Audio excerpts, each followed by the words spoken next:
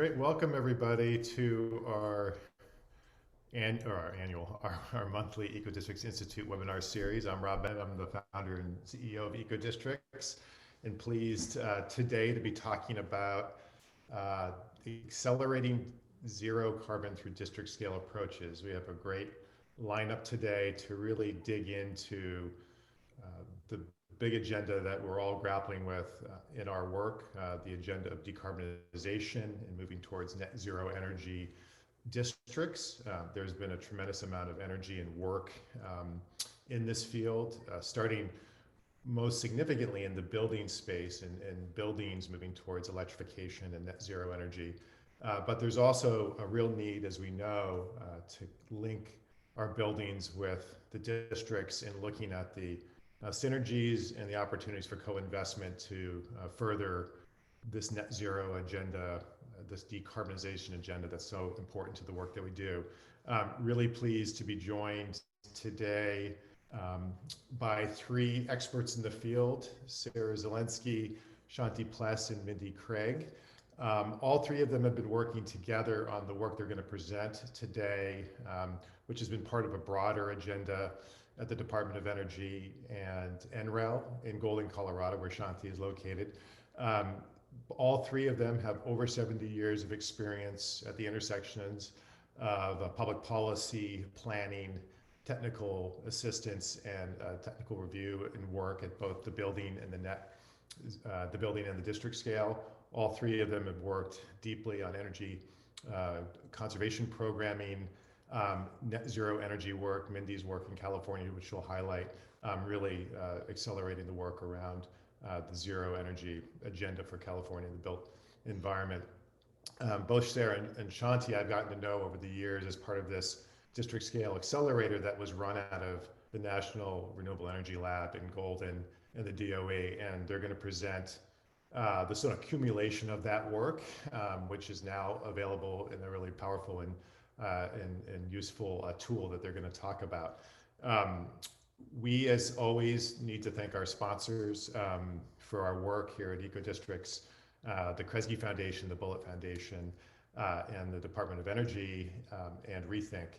All four are helping to make this webinar series successful. And for those of you who are new to our programming and new to Ecodistricts, we are a 7-year-old nonprofit whose exclusive agenda is to really press the agenda on just, resilient, and sustainable cities with a district and neighborhood focus. And much of our work is codified and presented through our Ecodistricts protocol and our Ecodistricts certified programs. And many of you who are on the phone or in Zoom today are part of our Ecodistricts AP community, which we're really thrilled. And for those of you who aren't an AP and want to learn more about how to advance district scale sustainable and equitable development, we encourage you to become an AP. We've got a great community of AP providers around the country, and many of you and the world are sort of ambassadors for this work. So without any further ado, I want to jump into this conversation. Many of us are getting very familiar with Zoom, obviously, in these Zoom webinars. We have a function for you in the Q&A button on the Zoom to ask questions. So Mindy, Shanti, and Sarah are going to present for about 40 minutes. We should have about 15 minutes for Q&A. Ask those questions, and I'll do my best to pull the threads of those questions together and get them back out to the three of them for conversation at the end. So without further ado, I'd like to introduce Sarah Zelensky. Hi, thank you so much, Rob. It's such a pleasure to be here with you all today. I've admired Ecodistricts work for quite a while now, and we were thrilled to have their partnership in this effort that I'm going to talk about here in a minute, and then to be able to share some of the outcomes with you all here today. So I am going to share my slides. Let's see here. All right, here we go. Hopefully that's coming across. Okay, so I work at the Department of Energy. I've been here for almost 11 years, and through that time I've led a lot of our local government work, and then moved to really focus on commercial buildings. And the opportunities at scale, really, when you look at cross multiple buildings in terms of energy savings and cost savings, and then increasingly around carbon as well.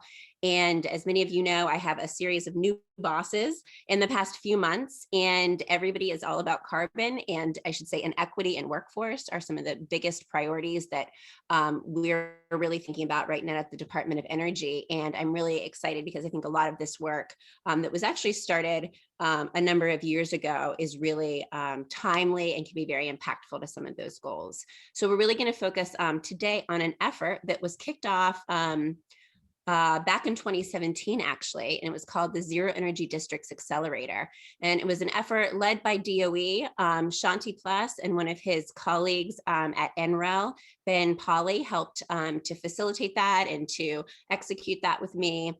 And then Mindy was actually one of our partners in the effort, along with eco districts, a number of other groups that are doing impactful work in this space, Rocky Mountain Institute, USGBC, Excel Energy, and then 6 really kind of pioneering districts around the country that had really aggressive energy goals, as well as economic development, equity, community revitalization, other types of goals. And really through working with them over 3 years, we learned a lot about what the opportunities were, what the challenges were, what some of the promising practices were. And we tried to capture that in addition to talking to a lot of other communities around the country. And we captured that into a guide, called the Guide to High Performance Master Planning, a Guide to Energy Master Planning of High Performance Districts and Communities. And we're going to talk a little bit about that guide today. But before we dive into that, I did want to just spend a couple minutes talking about what we mean by a high performance building. And really, we intentionally, we thought a lot about what term we should use there. Should we use zero energy? Should we use zero carbon? And we really thought high performance was important because we do think that there's a way to go about development of districts or redevelopment in a way that's going to deliver multiple benefits, whether it be resilience, economic development, social impacts, or energy or climate impacts. And so we're at the Department of Energy, so we are focused a bit more on energy and kind of bringing that expertise to bear. But what do we mean? We mean reduce carbon emissions, optimize energy use, increase occupant productivity, improved resilience, and really a future-focused design that's going to be kind of future-proofed for opportunities that come down the line. So that's really if you're talking about the building. But what if you talk about multiple buildings, and what are the opportunities there? And we see economies of scale in terms of the expertise and the technologies you can buy, and really driving down the unit cost. Opportunities around the diversity of buildings and how they can use each other's strengths and weaknesses. Some buildings might be in heating mode and others in cooling mode, and how they might be able to share waste energy across them, among other opportunities. Really elevating the market profile of a development to attract residents and occupants with a commitment to some of these goals. Accessibility to new business models we'll talk about later.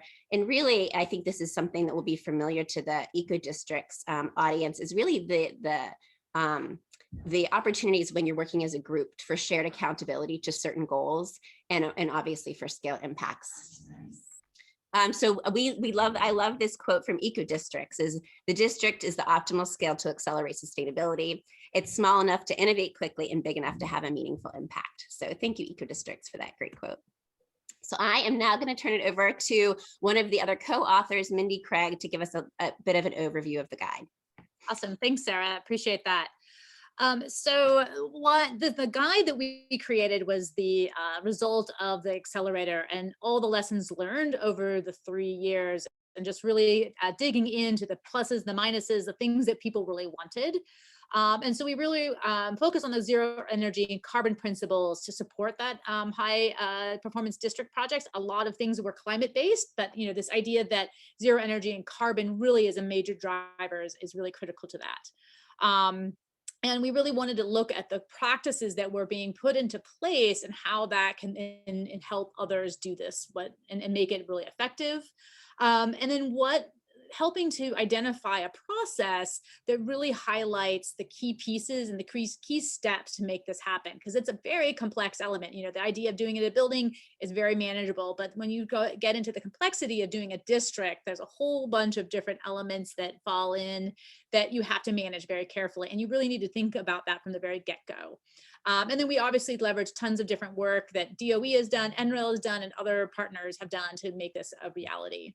Next slide.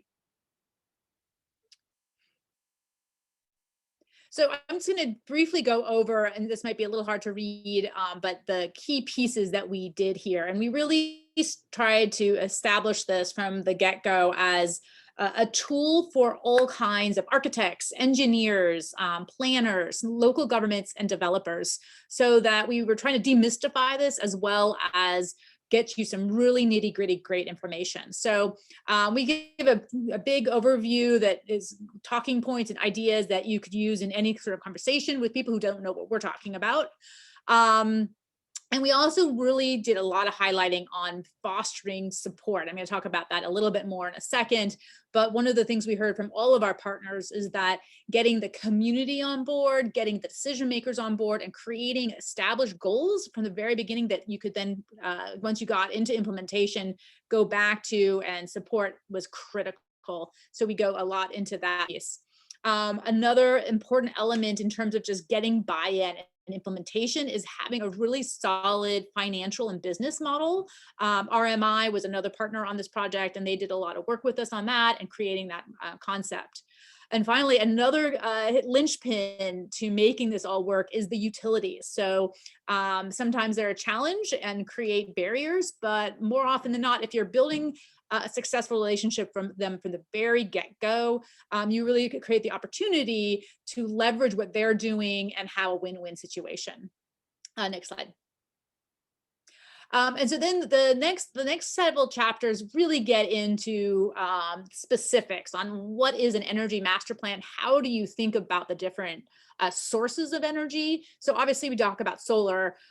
We talk about geothermal quite a bit. We look at ways of looking at waste energy, because when you're at a district scale, all sorts of things happen that you can't do when you're just talking about a building. So it's actually quite exciting for us energy geeks to really think about those elements. And so we go into details about how to think about that and how to put together a really good policy and plan based on those different elements.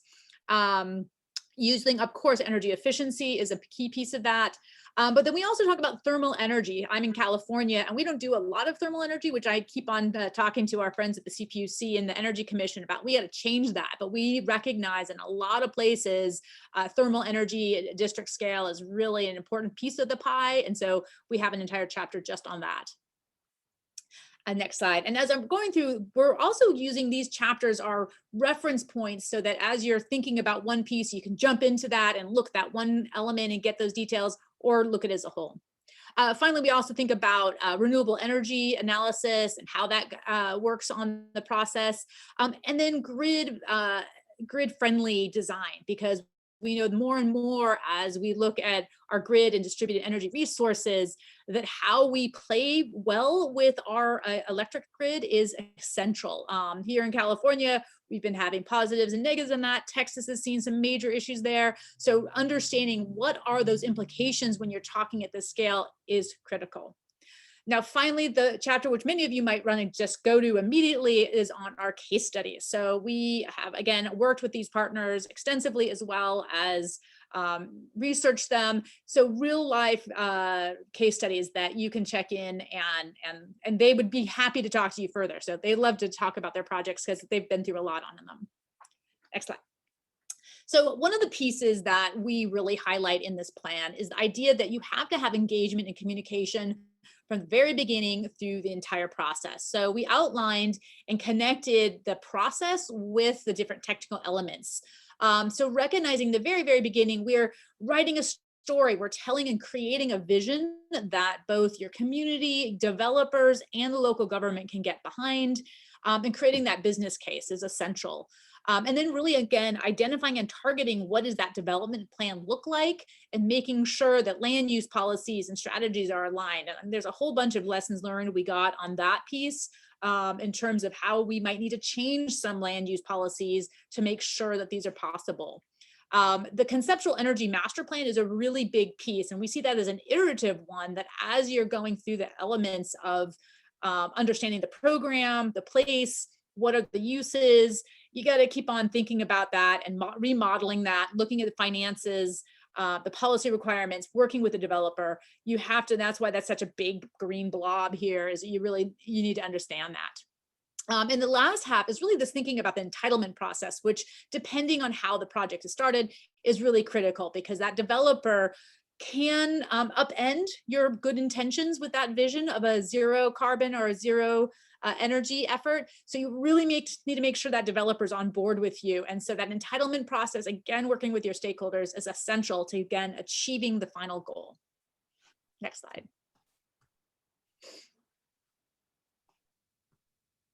And just as a last item on this, is we do talk extensively about who's the team you should be working with. Historically, one of the big challenges on trying to achieve high performing buildings or districts requires a very different design build model. We need to get everybody in and around our table at the very beginning, so that we are marching to the same ideas. And so we go into depth about who is that team, how do we get them on board, and thinking about the cost and the time that is required to do that. We know that you kind of upfront load a lot of this work and thinking, so that it goes smoother as it goes down the road.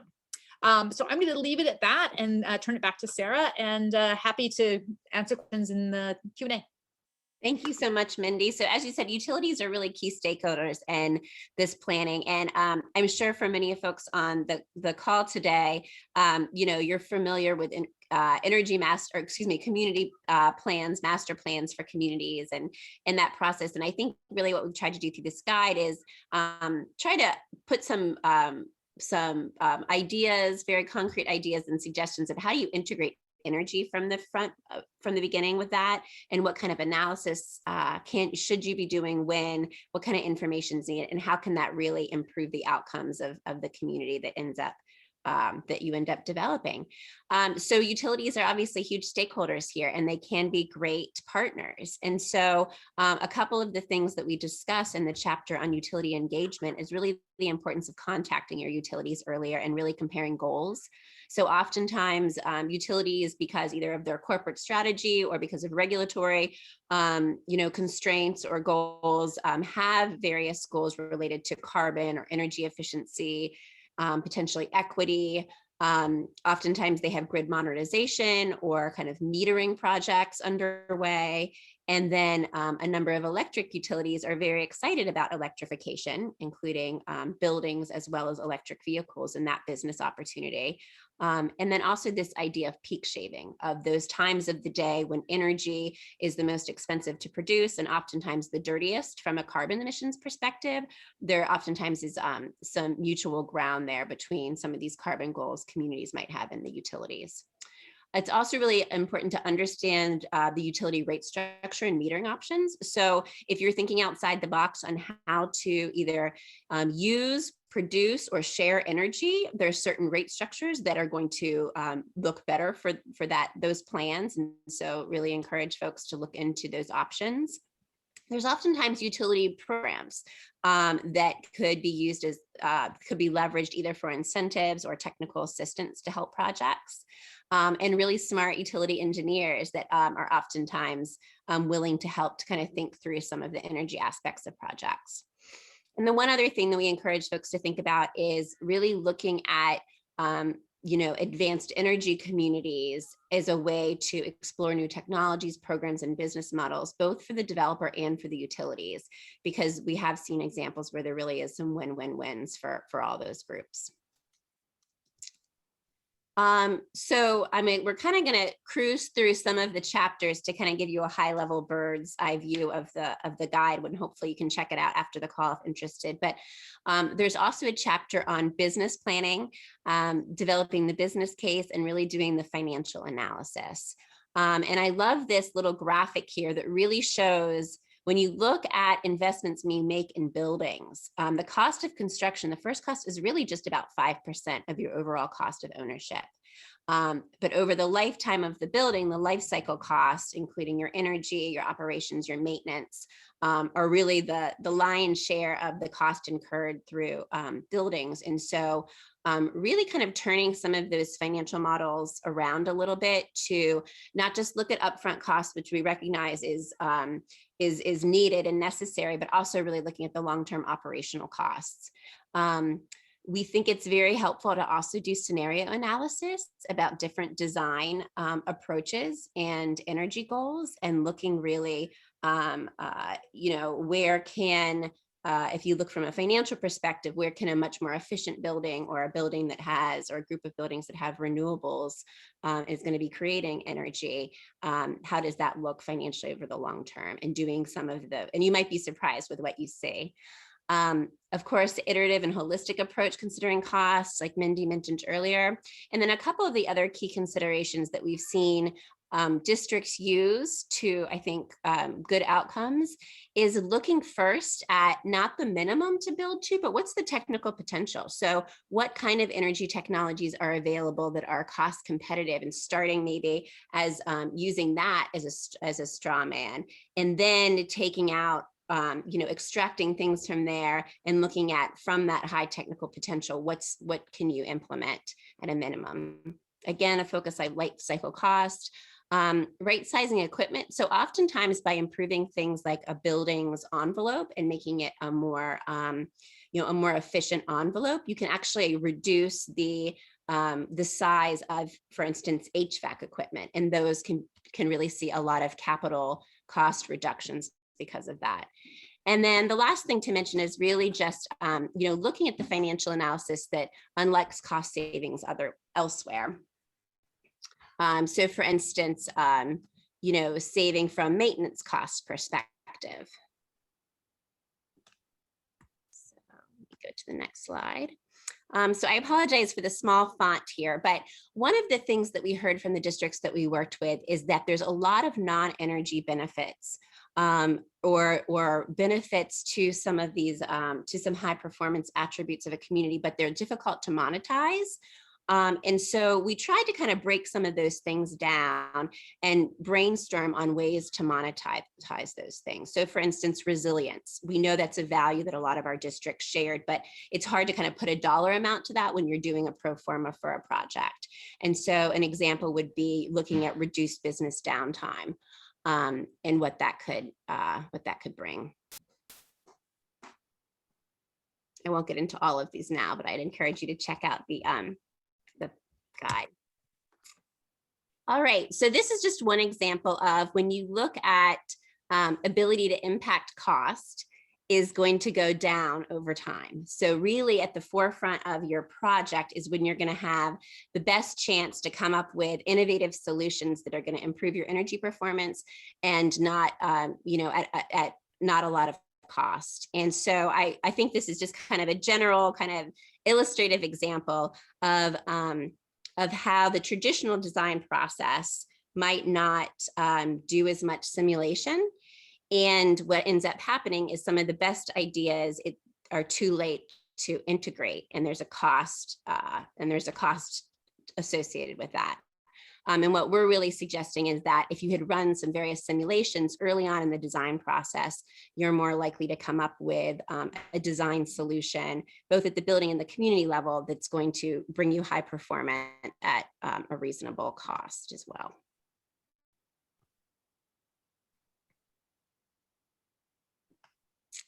So one interesting financial model that we came across, and RMI has done some, Rocky Mountain Institute has done some good work in this space, is a model called the Integrated Energy Service Provider.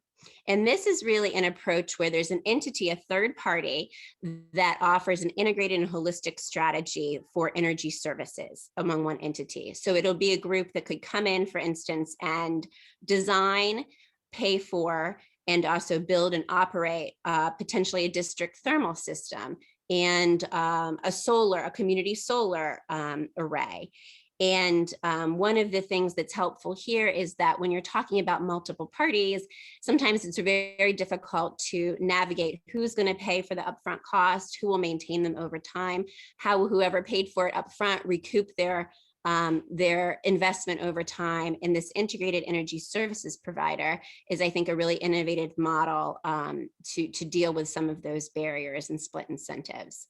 So one of the great examples of the projects that we worked with is called the National Western Center in Denver, Colorado, and they're actually moving forward with a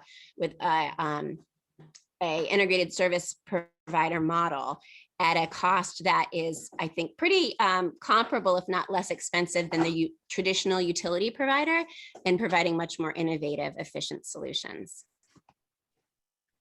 So I'm going to turn it over to Shanti now to discuss some of the next slides. Yeah, thanks, Sarah. Yeah, thanks all for the time. I think I can cover a few of the details that I see and best practices we kind of identified and documented that allowed us to really be specific about what an energy master plan does. This graphic here shows a community that was planned that shows some of the key attributes that would be included in an energy master plan. And basically, you're doing the programming for a community for the key energy systems that need to be planned as part of a zero energy district. And so this community has ground source heat pump wells identified, the space where those go. They have, for each of their buildings, the energy use intensity identified as part of the master plan, and then programmed in the on-site solar necessary to offset all the energy use. And so some of these communities where you have larger space for solar, say on parking, on shared parking, maybe not each building can get there. I think we saw a comment come in about, individual buildings that have high energy use intensity. This example here has a building with an EUI over 1,000. It'll never get to net zero on its own, but planning for at the community scale where you have additional program for on-site generation to offset that high energy use is one key strategy here. So you'll see this throughout the guide and a couple different examples of what energy planning looks like. Yeah, go ahead, Sarah. Next slide. Another key, I think, in energy planning is putting the key energy strategies into your master plan as well as your design guidelines. This is an example here of a community that took their specific energy strategies and made them, basically requirements for the future development in their design guidelines. So they had standards and guidelines that they for all the future development of individual parcels as part of their community that would be developed. And so it takes all the goals and if possible strategies we all talk about and makes them real, and makes them kind of almost a minimum requirement for development in that community. So a great way to kind of institutionalize these strategies, if you will. So definitely find ways to do that. Look for that. Yeah, so a whole chapter on considerations and energy planning around district thermal systems. I think there is an emerging trend around, and there's a lot of comments here about utilities and engagement with utilities, but when you have a third-party thermal utility, it becomes an additional opportunity for things like shared ground source heat pumps, for example, or district thermal systems. You'll see this graphic here in many different energy planning analyses of communities where they're looking at over the course of a year, the total heating loads, the total cooling loads, and the opportunities for combined energy recovery across the community. And that really can drive the economics and the kind of the feasibility of a shared thermal loop, for example, that then can be a core part of a third-party owned district system.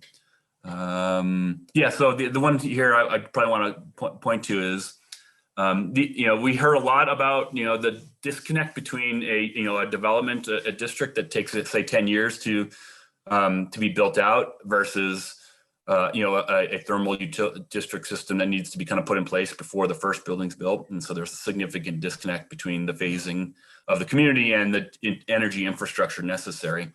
And so provide a series of strategies and promising practices that talk about aligning the district system with the community as it's built out. And so that's a a key promising practice, I think, that to look for, and even the type of district system that's selected, that where it can phase with the development better. So important considerations for sure. Yeah, go ahead. Next slide there, Sarah. So this is the project Sarah mentioned out here in Colorado. This is a large redevelopment of the stock show, the National Western Center, kind of a convention center in,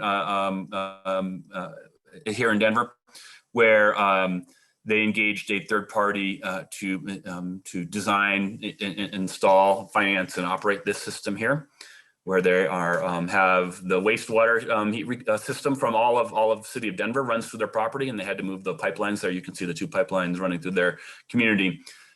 Pretty constant 60 to 75 degrees of, something like 150 megawatts of low grade waste heat that flows through their property. And so part of their strategy was to move those pipelines to kind of get access to that, to the river there, but at the same time use that as the an ambient loop supply system for the full community. So then the piping you can see underground was being in the distribute there is provided by the third party, and then individual buildings have their own heat pumps and heat pump chillers for heating and cooling. And so the additional energy savings that a system like this gives really allows us in a cold climate like we have here in Colorado to electrify all of our heating loads, right? And that's key in a lot of cities that are trying to figure out electrification in cold climates.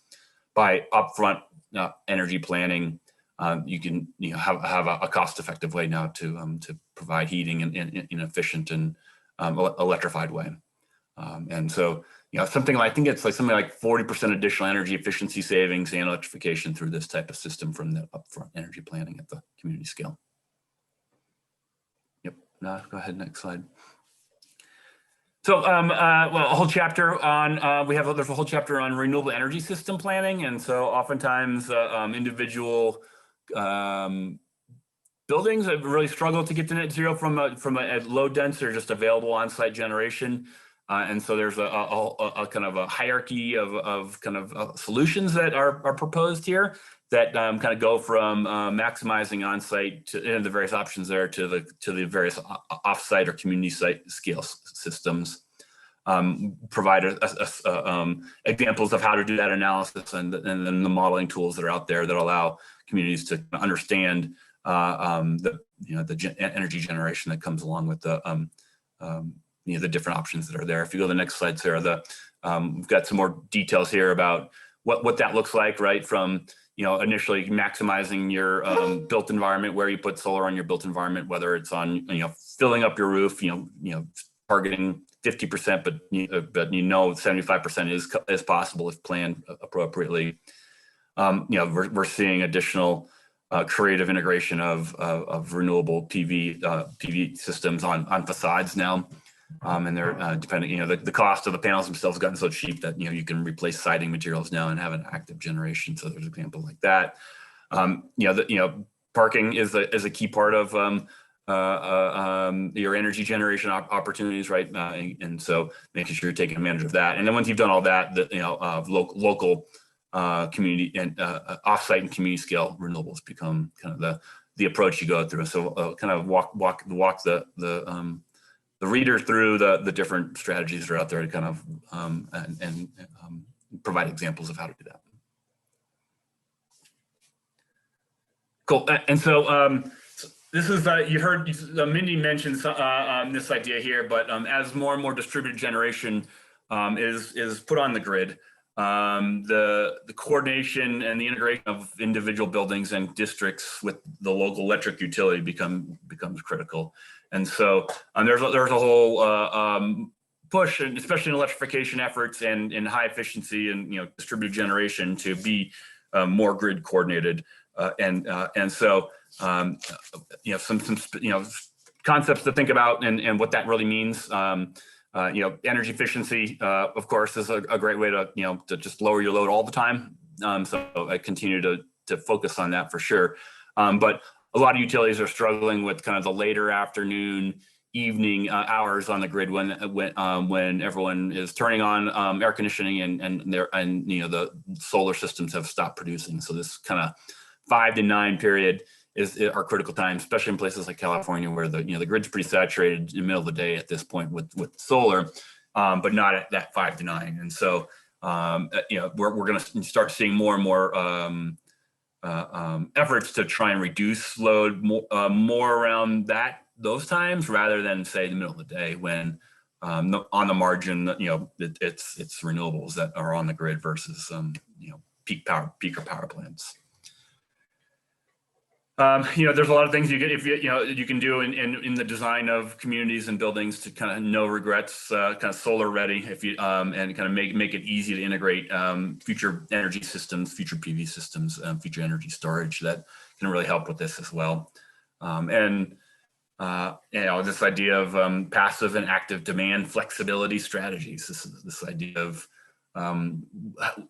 whether thermal or electrical, being able to move your electricity use around in the day to maximize the value to the building owner, but also maximize the value to the utility. And so that's where a lot of the research is now in the buildings and district space, is to think about load flexibility and when it's not just saving energy all the time that matters at this point. It's when and where you save it is just as important as overall reduction in load. So it gets pretty complicated pretty quickly in terms of utilities, but those are some of the high level strategies on grid interactive building approaches that we cover.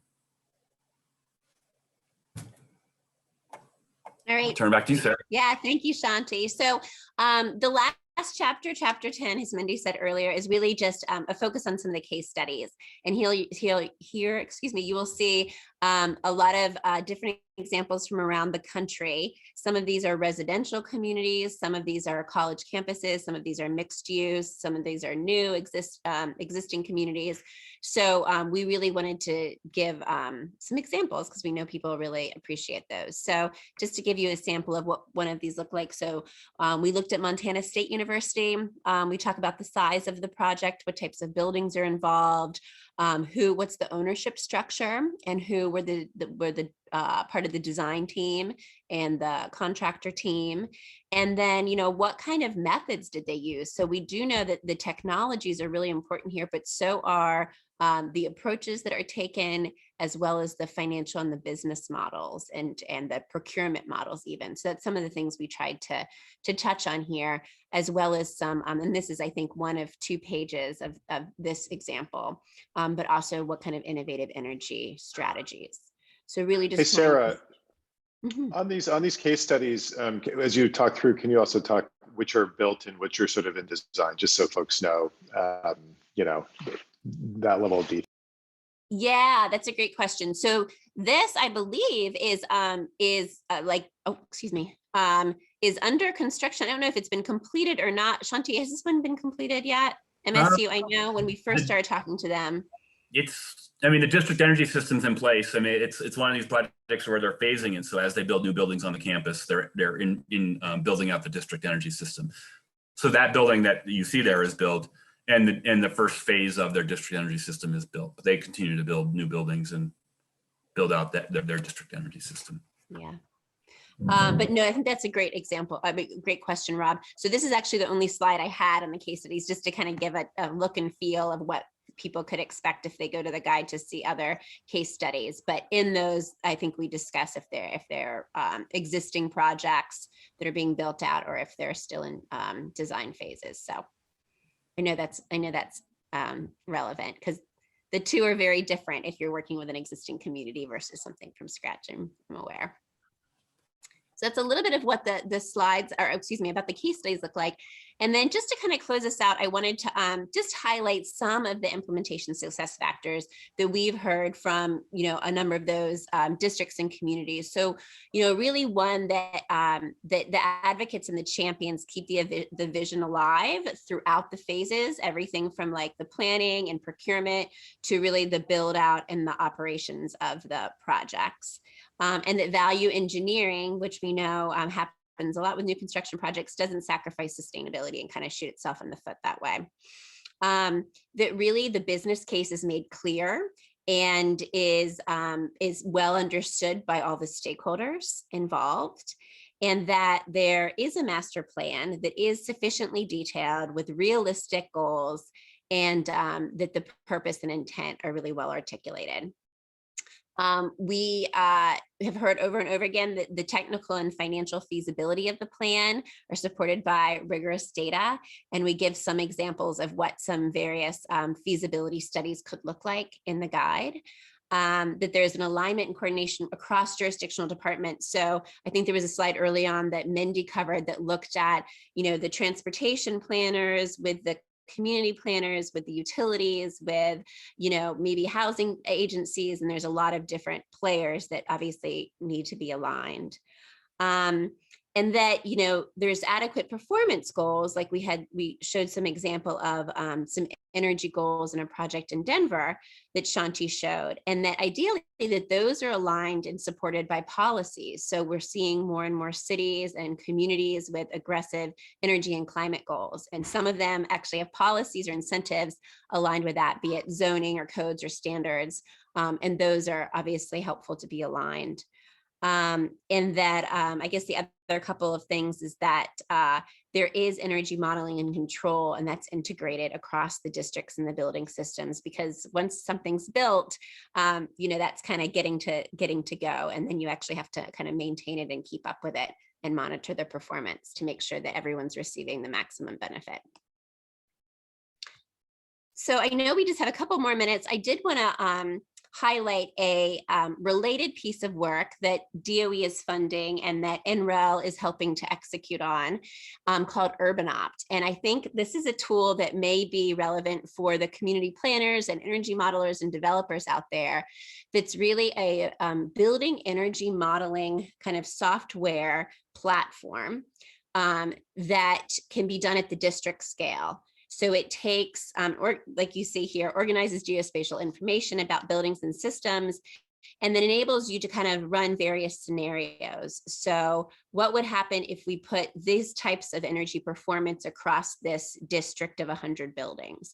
And what would happen if we added solar? And how would that integrate with the grid and some of the grid constraints? So it's kind of like a sim city in some ways for energy, is kind of a very simplistic way to put that. And it's built on top of a lot of the DOE modeling platforms like Energy Plus and Open Studio. And then we're working with third-party providers like Ladybug Tools to develop the user interface. But I think this is a really great tool for districts that are looking to really optimize their energy flows and understand the opportunities that might be available at the multi-building scale. Hey, Sarah, as you talk about this, there is a question about which energy modeling software packages can model district scale consumption. So to the extent that you could sort of link that to this tool and the interfaces that you're building. Yeah, so this connects with, so right now UrbanOpt, and it is kind of a work in progress. So it's still kind of evolving. But right now we're working with Ladybug Tools and their software platform, if folks are familiar with that. And it plugs also into EPRI, which is the Electric Power Research Institute, has a grid modeling platform called DDS that this plugs into. This also leverages some other modeling from things like REOPT, which looks at optimizing renewable energy and storage for resiliency and other outcomes. So it kind of brings together a number of the modeling tools out there under one platform, but it's built on top of Energy Plus and Open Studio, if folks are familiar with that. And I can put some links in the chat soon about how do you reach this and some of those. So I think that was it from us. And we'd love to just open it up for discussion and questions. I will put into the chat the link to the guide. I will also put into the chat, I did see I was trying to take a look at some of the questions about if there is any DOE funding available for some of the feasibility for some for districts. I'm not aware of anything at the moment, but I will put into the chat where all of our funding opportunities are posted. There's quite a lot of them. There'll be quite a lot more in the next 6 months to a year. So that's a good page to monitor for your projects. Thank you so much, all three of you, and great questions coming in through the Q&A in the chat. And thanks to Sarah and your team for putting in the Urban Opt and other sort of details around the guide. This is great work and much needed work. I wanted to start, I've been looking at the questions and trying to organize them to sort of help coordinate the Q&A.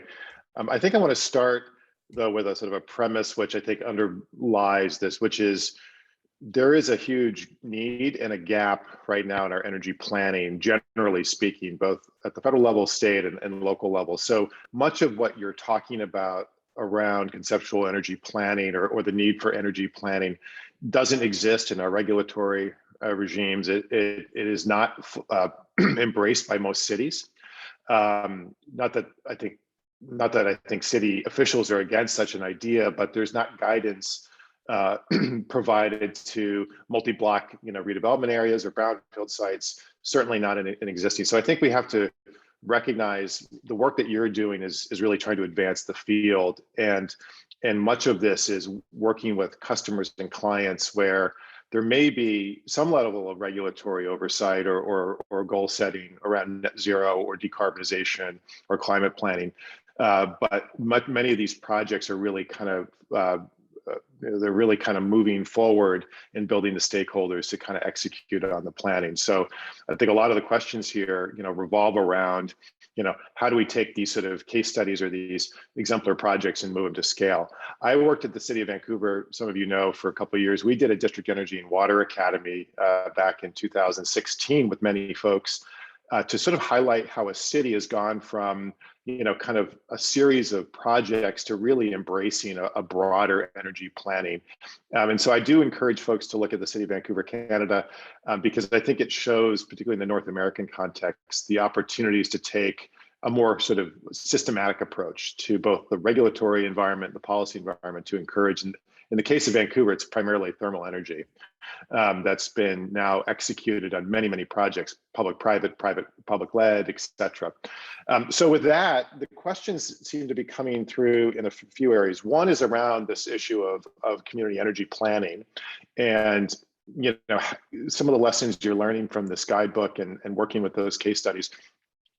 Who drives it, who leads it? There's questions about who funds it, the role of utilities, but ultimately, what are you gleaning from your work? And Mindy, I imagine you've done a lot of this in California, where you think the most effective way to kind of kick this work off so that it sticks, that it has efficacy, and it can move towards RFPs and to the kind of design criteria that you're talking about. So talk a little bit about what you've learned and what you advise people that need to start with that conceptual energy plan as the first step.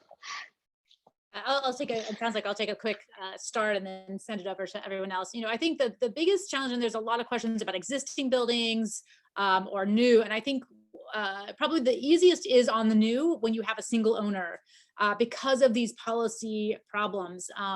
But what it really seems to take, and what we learned, is that you have to have somebody with deep persistence and a really ability to tell this story and vision for what this can be. So that means talking to your policymakers and getting them to be on board. So they might tweak some of those policies, because there's a lot of issues in terms of policy barriers that can come up when you're talking about multiple buildings, especially if you're talking about different building ownership. But then creating that stakeholder and goal baseline with all your different people at the very beginning and bringing them along so that when you're trying to get to implementation, they're still there strongly supporting you. Because without that, it's almost like the energy plan can be perfect. It can have exactly the right technical information, but if you don't have that foundation of policy and decision maker support, it goes nowhere, and it gets basically thwarted by the time it gets down to building. So I think that piece is really important. But what I saw a lot of success on is if you have a really good owner And that owner can have multiple kinds of buildings. And I think Shante has lots of great examples of this. But one owner can make a big difference. Whereas if you have multiple owners, that just makes it much more difficult. So there's a couple questions about urban neighborhoods in California and in other places, working with an existing tax base, like a TIF organization or something like that, might be a way to finance and connect those dots to do some of that. But that's really a case by case basis. So I'm going to stop there and turn it over to the other ones because I know they may have lots to add to that. Yeah, I mean, it was a great question, Rob. I think some of the success we've seen is that, this is, and not to make it sound ubiquitous, like this is everywhere, but there are a lot of cities that have, carbon neutrality goals, a lot of, college campuses, a lot of corporations. And so for instance, in Denver, the city had a really aggressive carbon and climate goal. And so they were partnering, and like a lot of developments and redevelopment, cities are partners either by direct funding or through some sort of entitlements. And so if they're going to, have a foot in that project, it should align. And this is a bit, these are big dollars, these are long time horizons. So those projects should align with their longer term climate goals. And so I think that, kind of putting your money where your mouth is, it's a really great example. And from that comes, okay, we need a plan to do that. How are we going to treat energy? How much energy are we going to use? Where are we going to get our energy from? How are we going to look at, cleaner sources and things? So it kind of flows from that. And I think some of what we try to do with the guide is just even put on the radar screen of what the opportunities are, because it's not traditionally the way we've done business in looking from an energy or carbon lens. And so there are a lot of opportunities, but I think some folks aren't aware of them. So we want to make sure that those don't go unexplored to the detriment of the project when it makes sense. I think in sort of pulling the threads of this, there's a series of questions that kind of marry the issues of stakeholder alignment or misalignment and sort of technology. And so questions about, technical, as specific as can you have on-site net metering and connect to community solar, for instance. There's, property lines and moving across property lines.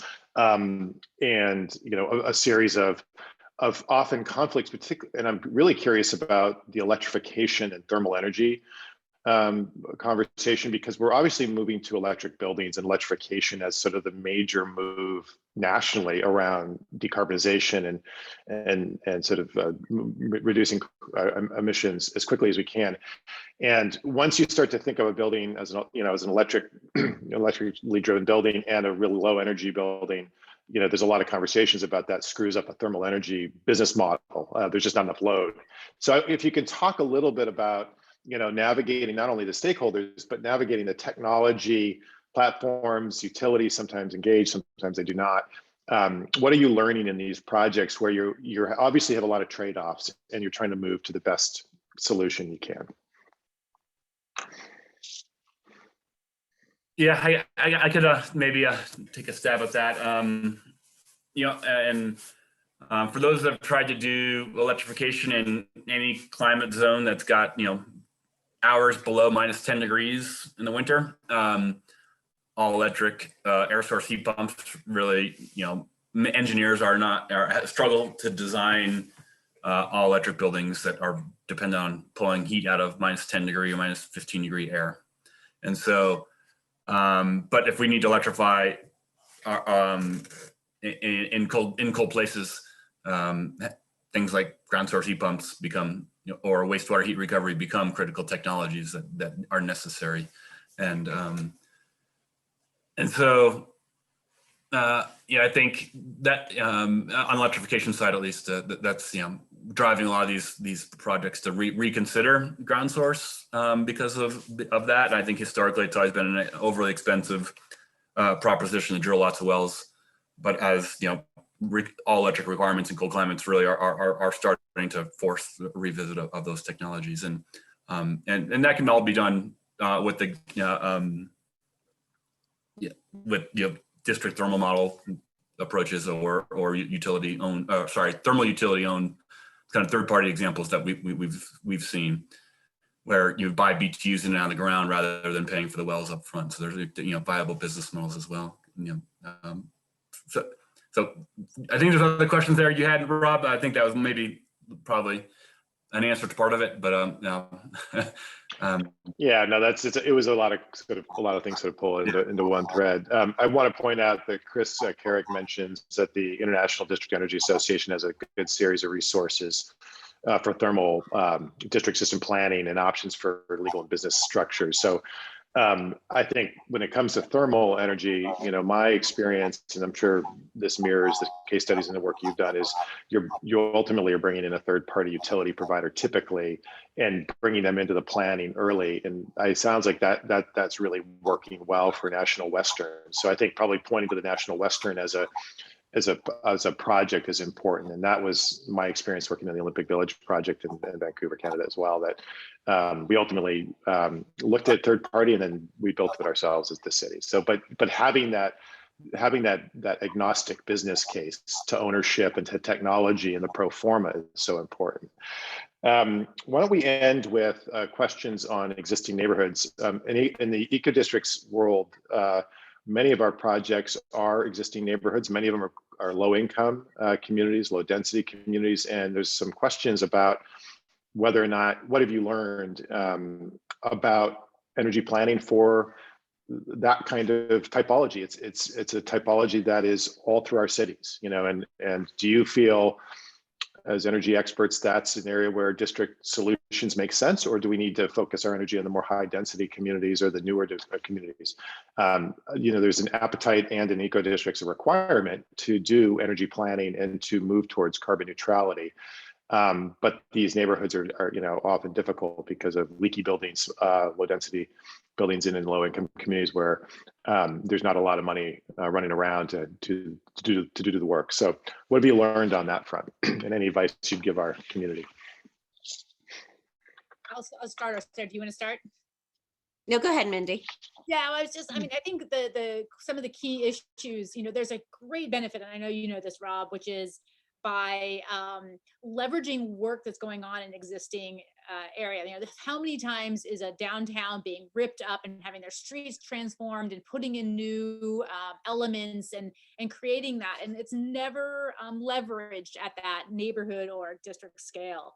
And so it's creating an opportunity to say, hey, let's leverage these potential and change it into some monetization so that we can actually do this. Because a lot of times people can't get beyond their ownership. So the other thing is that a lot of places, they haven't figured out how to share solar across multiple owners. So I think that's a simple thing that we're working on here in California. I'm sure other places are, to get to that place where sharing resources. So one of the great things I'm seeing, like in downtown Oakland, there's a historic movie theater that is also a school. We had 4 different new infill buildings. Those new infill buildings could all be net zero. And then you can also over capacity on some of those solar systems and add that to that theater that will never ever be zero. And so that ability to share across lines is a huge opportunity that you'll never be able to achieve by itself. So I think, and I'll let Sarah talk about this, it's a lot of work. It's really problematic, but the potential there is huge. So Sarah, I'll let you go on from there. Yeah, no, I think that's right. I mean, I think when you look around us, the opportunities of kind of like the energy, right? Whether it's, there's a couple of examples about capturing waste heat from sewer systems, right? And not just in National Western Center, but in DC, there was the existing building that was made zero energy, and one of their strategies was tapping into the sewer line that ran under the building. And sewer lines run under a lot of buildings across different types of communities. And is there a role potentially to, are there technologies that could be scaled to tap into those? So, I think it certainly takes some creativity, both in terms of technologies, but I think even more so to Mindy's point about like the ownership and how you share benefits. But I think there's opportunities there, and particularly in those areas that there, is maybe more well-funded projects, that there could be a benefit that's shared with less funded existing neighborhoods, that those should be explored. Yeah. Well, I think we're going to, go ahead, Shanti. When Shanti get the last word. The last word, final point, in existing communities, it may look different for sure, right? I mean, in terms of programs for electrification and kind of heat pumps, right? And weatherization and community renewable projects, right? And so versus a lot of this district energy, or on-site generation we're talking about for. And so, yeah, I think that the suite of technologies would have to would kind of be applicable for different existing communities. You got the last word, Shanti. Thank you, all three of you. I just want to sort of end by highlighting, I think, a couple of things. Sarah started with the quote from Eco Districts about, districts provide an opportunity to demonstrate that ultimately can lead to policy changes. So we really do encourage you, listeners, and many of our Eco Districts partners, to recognize that working through the development of a local eco district, or whatever name you want to call it, to then try to move towards getting resources to do energy planning and test and ultimately build that kind of network of knowledge, and some of the governance and some of the financing is really important. Shanti mentioned, and all three of you mentioned, National Western in Denver, Sun Valley in Denver. When you have a set of projects locally that are working collaboratively, it starts to organize the city, it starts to organize utility partners in a way that's really, really important. So I do encourage you to think boldly in your own communities about going to your policymakers and your utility and saying, we need to identify 1, 2, 3 sites in our city to really execute on a zero carbon eco district strategy, identify low income, high density, think about the sort of mix of use. This is where pilot projects really can help inform long-term policymaking investments. I do think ultimately, from my view, having worked in cities for 8 years, that cities in their neighborhood planning should be doing energy planning. I think that is a perfect role for a municipality to cover the costs and work with community, and recognizing carbon, the climate emergency, the climate change is on us, and our neighborhood planning needs a plan for resilience and decarbonization. They can do the modeling, they can do the technical work, and they can start to identify how they more fine-tune public policies or regulations around electrification and other kind of techniques that are needed. So I think there's a lot we can do as a community of practice to really push back into our communities and identify pilot projects and really practical solutions to start to pay for some of this energy planning, because from there, then we can get into the details of the pro forma, the technology platforms. So thank you, all three of you, for providing this guidance, doing that work of working with pilot projects. It was a great pleasure to work with you in our limited capacity during the Accelerator. This is a really good body of work, and there's a lot of questions. Teva and I will do our best to consolidate these questions, and any sort of follow-up, we'll work with the panelists, everybody, to make sure we get some questions back out to you. As always, thank you for participating. This presentation is online and recorded, and you all get a copy of that. And tune in next month for us. And so in the meantime, go get your Eco Districts AP, work to register certified projects. This is how we're going to build the community. And again, appreciate Mindy, Shanti, and Sarah taking the time with us today. Thanks, all three of you. Thank you, Rob. Thanks, everybody. All right. Take care. Bye-bye.